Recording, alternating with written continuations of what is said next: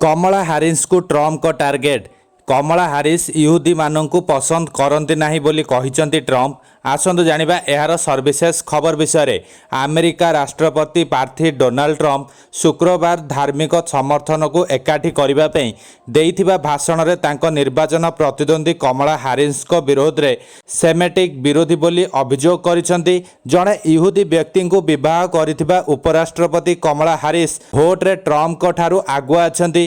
किछि दिन तले डेमोक्रेटिक टिकेट दायित्व रे थिबा बाइडेन को स्थान रे से दायित्व नैथिले। दक्षिण फ्लोरिडा रे एक धार्मिक सम्मेलन रे उद्बोधन देई पूर्वतन रिपब्लिकान ट्रम्प बाइडेन को 2 नंबर खेलाड़ी भाबे हारिस को रेकर्ड को समालोचना करथिले।